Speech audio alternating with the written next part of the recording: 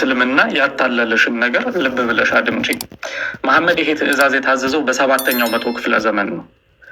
በሰባተኛው መቶ ክፍለ ዘመን ደግሞ የክርስቲያኖች መጽሐፍ ቅዱስ ምን እንደሆነ በደንብ ተደርጎ ይታወቃል። እንኳንና በሰባተኛው መቶ ክፍለ ዘመን መሐመድ ከመምጣቱ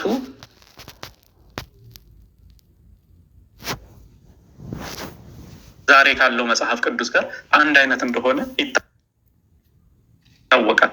ስለዚህ አይ በጊዜው እኮ የነበረውን ነው ወይንም ለነቢያቶች የተሰጠውን ነው ብለሽ ብትይ ምንም ያዋጣም። ለነቢያቶች የተሰጠው መጽሐፍ በሰባተኛው መቶ ክፍለ ዘመን ከነበረ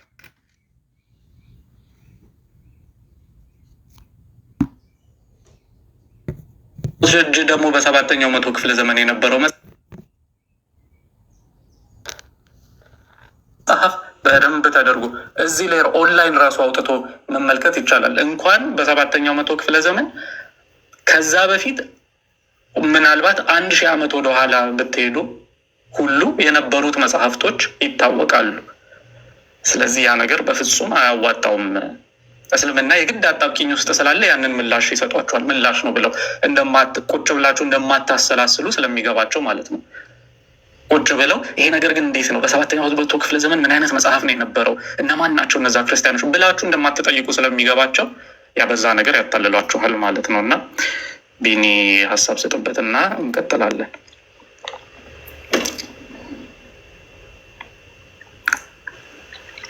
ካለ ሀሳብ ከሌለ ችግር የለም።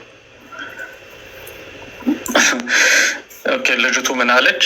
ሲጀምር ነቢያቶች ተጠራጥረው ማያውቁም አለች። እኔ አይደለሁኝም እንደዚህ ያልኩት። አላህ ጋር ሂጅና እንዴት አላህ መሐመድን እንደዚህ ትለዋለህ ብለሽ አላህን ሄደሽ አናግሪው። ወደ አንተ ካወረድ ነው በመጠራጠር ውስጥ ብትሆን አለው። የምትጠራጠር ከሆነ ሃይፖቴቲካል ይባላል ይሄ። እሺ ኦኬ ሃይፖቴቲካል ይባላል። የምትጠራጠሪ ከሆነ ተጠራጥረሻል እያልኩሽ አይደለም። ከተጠራጠርሽ ግን ሂጂና መጽሐፍ ቅዱስን አንብቢ ብዬ ከነገርኩሽ ስትጠራጠሪ ምን ማድረግ አለብሽ ማለት ነው? መጽሐፍ ቅዱስን ሄደሽ ማንበብ አለብሽ ማለት ነው። ኦኬ ኦልሬዲ ለችግሩ መፍትሄን እየሰጠሽ ነው። ችግር የሚመጣ ከሆነ ረሃብ ከመጣ ጎተራ ውስጥ ምግብ አለ ብዬ ብናገር ረሃብ መጥቷል አሁን ማለት አይደለም። ከመጣ ግን ምን ማድረግ እንዳለብሽ እየተናገርኩኝ ነው። እዚህ ጋርም በመጠራጠር ውስጥ ብትሆን እነዚያ ከአንተ በፊት መጽሐፉን ያነቡትን ጠይቅ ብሎ አላህ መሐመድን እያዘዘው ነው። እኔ አይደለሁኝም ይሄንን የጻፍኩት።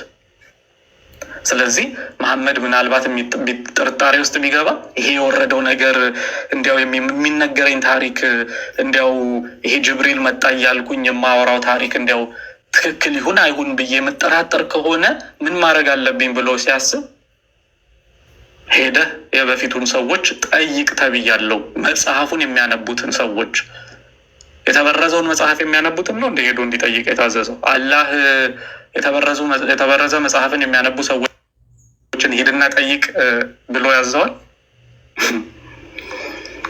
እንደዛ አይደለም። ቆም ብሎ ማሰብ ብቻ ነው እስልምና። ቆም ብሎ ማሰብ ብቻ ነው የሚጠይቀው። ቆም ብላችሁ ካሰባችሁት እነዚህ ነገሮች ምንም ትርጉም የሌላቸው ውሸቶች እንደሆኑ ትረዳላችሁ። ወይንም ዛሬ ላይ እስልምና የሚያስተምራችሁ ነገር መጽሐፍ ቅዱስ እኮ እንደዚህ ሆኑ፣ መጽሐፍ ቅዱስ እኮ ተበረዘው እያላችሁ የሚያስተምራችሁ ነገር ኢቭን ከቁርአናችሁ ጋር እንኳን የሚጋጭ ሀሳብ እንደሆነ ትረዳላችሁ ማለት ነው። ከቁርአናችሁ ጋር እንኳን ሳይቀር።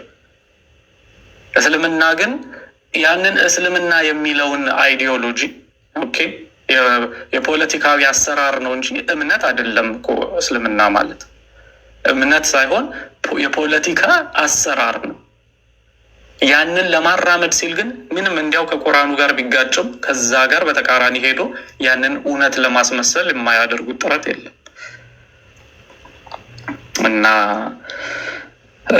ብዙ ቦታ ላይ ቁርአኑ ላይ ብዙ ቦታ ላይ እንመለከታለን መጽሐፍ ቅዱስን ትክክለኛ ብሎ እንደሚጠራ ኦኬ ሀዲስንም አውጥተን በሀዲስም እንደዛ እንደተነገረ ለዛም ነው መጀመሪያ ጥንት የነበሩ ሙስሊሞች በዚህ ጉዳይ ላይ የተከፋፈለ ሀሳብ የነበራቸው። ቁርአኑ ጥርት አድርጎ ግልጽ አድርጎ ወይንም መሐመድም ግልጽ አድርጎ አስተምሮ ቢሆን ኖሮ መጽሐፍ ቅዱስ ትክክል እንዳልሆነ ሙስሊሞቹ ባልተከፋፈሉ ነበር በዚህ ሀሳብ ላይ።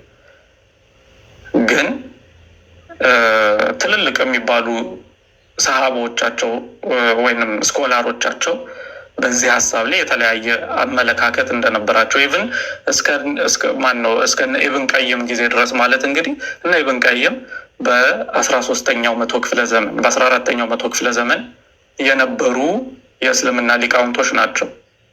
በእነሱ ጊዜ እንኳን የተለያዩ ሀሳቦች መጽሐፍ ቅዱስ አልተበረዘም የሚል፣ መጽሐፍ ቅዱስ ተበርዟል የሚል፣ መጽሐፍ ቅዱስ መካከል ላይ ነው ያለው የሚል አስተሳሰብ በሊቃውንቶቻቸው ዘንድ እንደነበረ ኢብን ቀይም በመጽሐፉ ላይ ራሱ ያስቀምጥ ነበር። አልተበረዘም የሚሉት ምክንያታቸውን ያስቀምጣሉ። ለምን ሲባል እንዴት ዓለም ላይ ያለው መጽሐፍ ሁሉ ተሰብስቦ ሊበረዝ ይችላል? በጣም ብዙ ኮፒዎች እኮ ነው ያሉት።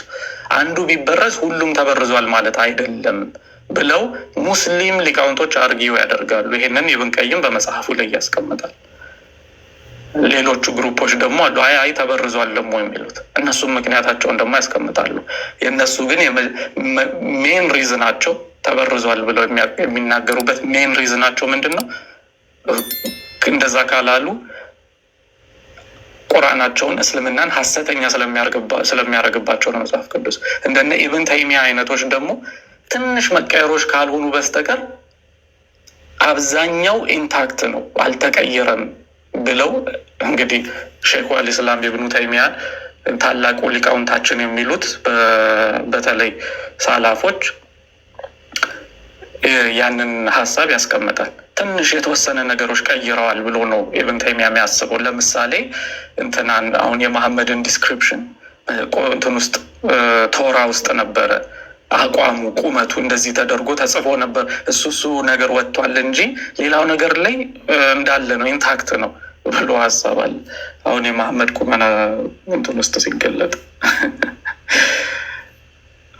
እና እንደዛ ነው። ለማንኛውም ይኸው እንደምንመለከተው የቁርአን ዳኛ መጽሐፍ ቅዱስ እንደሆነ ቁርአኑ ራሱ ይመሰክራል ማለት ነው። እሺ አለ ቢኒ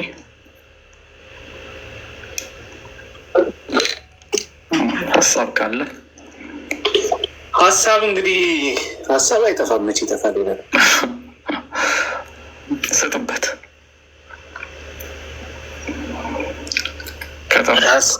ሀሳብ ምን አለ አንዱ ሀሳብ ሲት ሲባል ትዝ ብሎኝ ነው እና አንተ ስለዚህ ምንድነው ሰሞኑን ሀገራችን ውስጥ ስለሚወራው ነገር ስለ ግብረ ሰዶማውያን ሊገቡ ነው ምን ይመስላል ሲባል እኔ በኦርቶዶክስ የሚመጣብኝን አልላቀቅ የሚል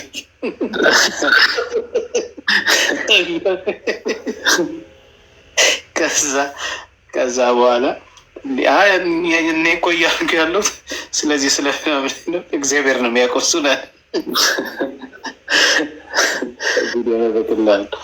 ሀሳብማ ምን ሀሳብ እናገር ብለን ኤኒሃው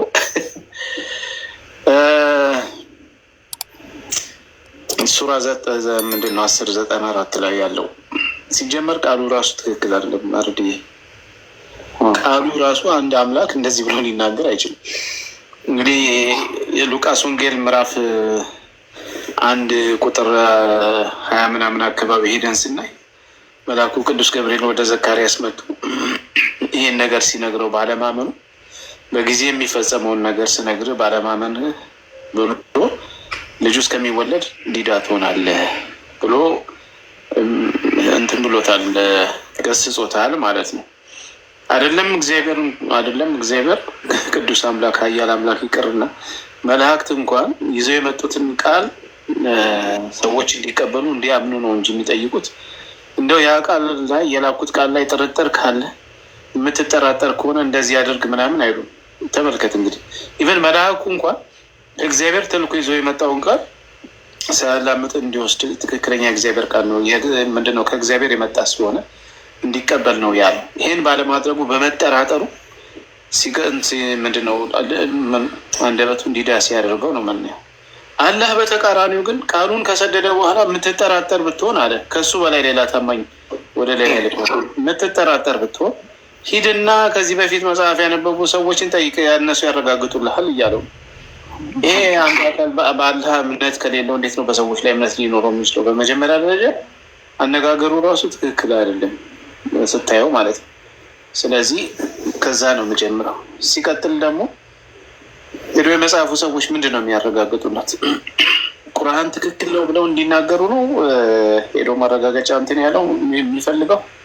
እንደዛ ከሆነ በእርግጥ ለእነሱ እውቅና መስጠት ነው፣ ለእኛ ጥሩ ነው እውቅና መስጠት ስለሆነ ጥሩ ነው። ግን ከእስልምና አንጻር ግን ከባድ ነው የሚሆንባቸው። እውነት ለመናገር በጣም ከባድ ፈተና ነው የሚሆንባቸው። መሐመድም ደግሞ ብዙ ጊዜ ስለሚጠራጠር ሄዶ መጠየቅ አይጠራጠርም እና ያለችው ቅድም ይጠራጠራል እንጂ ብዙ ነገር አላሁ አለም የሚባሉ ነገሮች እኮ ምንድን ነው ከእውቀት ብቻም አንጻር የሚገኙ አይደሉም እኮ ከብዙ ነገር አንጻር ነው። መሐመድ ሙታሸቢ ምናምን እያለ የሚያመጣቸው ነገሮች በጠቅላላ እኮ ያን የሚያመለክቱ ናቸው። ባይዘቡ እንደው ዝም ብሎ የማይታወቅ ምናምን ከሚል ሳይሆን አንዳንድ ነገሮች ችግር ስላለባቸው መሐመድ ላይ ምንድን ነው የስህተትና የጥርጣሬ ነገር ስለተፈጠረበት መጥተው የናዝራን ክርስቲያኖች እንዴ እኛም እኮ እንደዚህ ነው የምናምነው የሚለው ነገር መሐመድ ላይ ብዥታ ስለፈጠረበት እንዴት ኢሳም ያለ ቃልና ያለ መንፈስ ስላለ እኛም እኮ እንደዛ ነው የምንለው ሲሉ ብዥታና ጥርጣሬ ስለተፈጠረበት አይ እነዚህ ቃላቶች ሙታሸቢ ናቸው ምናምን ማለት የጀመረው ከዛም አንጻር መሐመድ። ስለዚህ አይጠራጠርም የሚለው ነገር ይጠራጠራል፣ ብዙ ጊዜ ይጠራጠራል። እሱ የዘረፋ ምዕራፍ ላይም ይታያል። እሱም በተፍሲር ማየት ይቻላል። እና ለማንኛውም ግን ቃሉ ሲጀመር ቃሉም ትክክል አይደለም። ሲቀጥል ደግሞ መጽሐፍ ቅዱስም ኮንፈርም ለማድረግ ስለሆነ ለእኛ በጣም ይጠቅመናል፣ ኮንፈርም የሚያደርግበት መንገድ ስለሆነ። ምክንያቱም የመጽሐፉ ሰዎች ሂድና ጠይቅ ካለ እውነቱ እነሱ ጋር አለ እያለው ነው፣ ሌላ አይደለም። ስለዚህ እውነቱን ይነግረዋል። ይሄ መጣውም ቃል የአላህ ቃል ነው ብለው ኮንፈርም ያደርጋሉ ነው። ብቻ እንትኑ አልገባኝም ብዙ አንተ ያነሳበት ብዙም ስላልሰማሁ፣ ግን እኔ የታየኝ ምንድን ነው ከቶፒክ ጋር አብሬ ልስጥ ምንድን ነው የሚባለው የቶፒክን ሀሳብ ላንሰው አላንሰው አላውቅም፣ ብቻ እየተሰማኝን ነው። አረዲ አይ ተያያዥነት ያለው ነው። በጣም አሪፍ ሀሳብ ነው ያነሳኸው አንተም። ያ ሀሳብ ምንድን ነው እንግዲህ ፈጣሪን የሚያክል ነገር በራስ መተማመን እንደሌለው እኔ እኮ ፈጣሪህ ነኝ ይህንን የማናግርህ ይሄ እኔ አምላክህ ነኝ ብሎ መሐመድን እንደ ማጽናት ፈንታ የምትጠራጠር ከሆነ ሄድና ሌሎችን ሰዎች ጠይቅ ብሎ እንደ አኩራፊ ሰው ዝም ብሎ እንደዚህ ይሄ ምንድን ነው የበታችነት እንደሚሰማው አይነት ሰው ምላሽ የሚሰጥ ከሆነ በጣም ትልቅ ችግር አለ ማለት ነው። ለምሳሌ አንድ ባለስልጣን ጋር ሄዳችሁ እንደዚህ ተብሏል እንዴ ብላችሁ ስትጠይቁት ህግ ወጥቶ ለምሳሌ ያንን ባለስልጣን እንደዚህ ተብሏል እንዴ እውነት ይህንን ነገር ብላችሁ ያንን ባለስልጣን ስጠይቁት እኔን ማታምነኝ ከሆነ ሄድና ክፍለ ከተማ ሄድና ጠይቅ ብሎ እንደመናገር ማለት ነው። ወይንም ከሱ በላይ ያለን አውቶሪቲ ወይንም ባለስልጣን ሄደህ ጠይቅ ብሎ ከተናገረ ከፍተኛ ችግር አለ ማለት ነው። እዚህ ጋር ያ ሰው በራሱ ያንን ነገር ማሳመን ስለማይችል እኔ ብቻ ሳልሆን እኮ ከኔ በፊትም ያሉት ሰዎች ይህንን ነገር ከኔ በላይ ያሉ ሰዎች ይህንን ነገር ይመልሱልሃል የሚለው ማለት ነው። ስለዚህ ያ ፋይናል ኦቶሪቲ እንዳልሆነ የመጨረሻ ስልጣን እንዳልሆነ እዛ ጋር ያንን መመልከት እንችላለን። በቁርአኑም አሁን በዚህ መስፈርት ስንሄድ መሐመድ እየታዘዘ ያለው ምንድን ነው? ጥርጣሬ ውስጥ ከሆንክ ሂድ የበፊቶቹን ሰዎች ጠይቅ። ዳኛም የሆነው ማን ነው ማለት ነው? የበፊቶቹ ሰዎች ነው። መሐመድ ሄዶ እነሱን ሰዎች ይሄ ታሪክ እውነት ነው ወይንስ እውነት አይደለም ብሎ ይጠይቃቸዋል ማለት ነው። ስለዚህ እነሱ ሰዎች ናቸው መዝነው አዎ ወይንም አይደለም የሚሉት እንጂ መሐመድ ምንም ስልጣን የለውም። ቁርአን ምንም ስልጣን የለውም ማለት ነው። ምንም ስልጣን የለውም። ስልጣን ቢኖረውማ ኖሮ በቁርአኑ መሰረት የበፊቶቹን መጽሐፍ ሂድና መዝን ነበር የሚባለው። ይሄ እኮ ያወረድኩልህ እውነት ነው። ይሄ እርግጥ ነው። እኔ ፈጣሪ ነኝ ይሄንን ያልኩህ። የበፊቶቹን መጽሐፍ ሂድና በቁርአኑ መዝን ተብሎ ይታዘዝ ነበር መሐመድ። ግን የታዘዘው ትእዛዝን ኮምፕሊትሊ ከዚህ ተቃራኒ ነው። ምን የሚል ሂድና የበፊቶቹን ሰዎች ጠይቅ፣ አንተ ጋር ያለው ውስጥ ጥርጣሬ ውስጥ ካለህ ተብሎ። ይሄ ትልቅ ነገር ነው። ከእኔ ጋርም እኔ ያነሳሁት ሀሳብም ደግሞ እኔ ልክ እንዳልከው ነው። ምንድን ነው ትንሽ አንስተኸዋል። እኔ ደግሞ ያልኩት ለእኛ ይጠቅመናል ይሄ ነገር። እንዴት ነው የሚጠቅመን? እነዛን ሰዎች ሂድና ጠይቅ ተብሎ ከታዘዘ እነዛ ሰዎች እጅ ያለው መጽሐፍ ትክክለኛ ስለመሆኑ እነዛ ሰዎች ትክክለኛ መጽሐፍ እንደሚያነቡ ማስረጃ ነው። አይ የተበረዘ መጽሐፍ ነው የሚያነቡት፣ የተበረዘ መጽሐፍ የሚያነቡ ሰዎችን ነው ሄዶ እንዲጠይቅ የታዘዘው ብሎ የሚሉ ከሆነ እሱ ደግሞ እሰዮ ነው እና እውነት ነው። በጣም አሁን እኮ በጣም የሚያስቀው እኮ እኔን ካላመንከኝ ሂድና ሌላ ሰው ጠይቅ ማለት አምላክ እንደዛ ብሎ ከተናገረ አስበው እንግዲህ። አታምነኝም አይደለ? ልክ እንደዛ ካላመንከኝ ሂድና ሌላ ሰው ጠይቅ ማለት መሐመድ በአላህ ላይ ጥርጣሬ ያለው ማለት ነው። ጥርጣሬው ደግሞ በምን እንደሆነ ታውቃለህ? በቁርአን ነው የሚያከፋው፣ በቁርአን መሆኑ። ስለዚህ በእኛ ካወረድነው ቁርአን በመጠራጠር ብትሆን ነው የሚለው።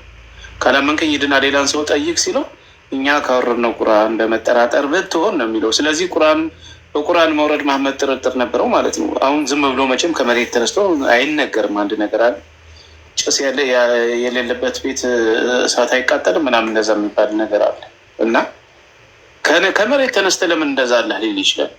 አስባብ ይኖረዋል። መሐመድ ተጠራጥሮ ነበር ማለት ነው። የቁርአን አወራረዱ ካለ አይደለም ብሎ ተጠራጥሮ ነበር ማለት ነው። ስለዚህ እኔን ካላመንከኝ ሂድና ሌላ ሰዎችን ጠይቅ ብሎ ማለቱ ራሱ አለ የሚያስገርም አለ ትዝብት ውስጥ የሚያስገባው ነው። አላህ ያልታመነ ሌሎቹ እንዴት ይታመናል? ከሆነ ሰው ጋር ስትጣላ እንደምትናገረው አይነት ንግግር ነው። እንግዲህ እኔን ካላመንከኝ ሂድና እዛ ጠይቅ ምናምን እንደዚህ እንደማለት ነው። ኦኬ አለው። እሺ ከዛ በምንድን ነው እሱን የማያምነው? በምንድን ነው? ቁርአን በማውረዱ ማለት ነው። ስለዚህ በቁርአን መውረዱ ከአላህ ዘንድ መሆኑን ጥርጣሬ ነበረው ማለት ነው። እና ለእኛ የሚጠቅመን ደግሞ እነዛ ሰዎች እንዳልከው እነዛ ሰዎች ከሂድና ከአንተ በፊት መጽሐፉን ያነበቡ ሲል መጽሐፉ እጃቸው ላይ አለ። ምክንያቱም እውነቱን የሚነግሩት ከግላቸው ሳይሆን መጽሐፋቸውን አንብበው ነው ማለት ነው። ስለዚህ ሪፈር የሚያደርጉት መጽሐፋቸውን ነው። የመሐመድን መጽሐፍና የእነሱን መጽሐፍ ሪፈር አድርገው ትክክል ነው ብለው ይነግሩታል ማለት ነው። ምክንያቱም እውነት እነሱ ጋር ስላለ እና በጣም የተመታ ሀሳብ ነው ይሄ ማለት ነው። አንደኛ መጠራጠሩ አላህን አለማመኑ፣ ይበልጥ ደግሞ በቁርአን መሆኑ የሚወርድለትን ቁርአን የሚጠራጠር መሆኑ መሐመድ ማለት ነው። ስለዚህ የሚወርድለት ቁርአን እውነት ለመሆኑ ለማረጋገጥ ኮንፈርም ለማድረግ ደግሞ ሂድ የመጽሐፉ ሰዎች ጋር መባሉ ማለት ነው። ስለዚህ የመጽሐፉ ሰዎች ከአላህ የበለጠ ታማኝ ናቸው ለመሐመድ ማለት ነው። አላህን አላምን ስላለው ነው መሐመድ አላህ ወደ መጽሐፉ ሰዎች መሐመድን የላከው ማለት ነው። ተመታ።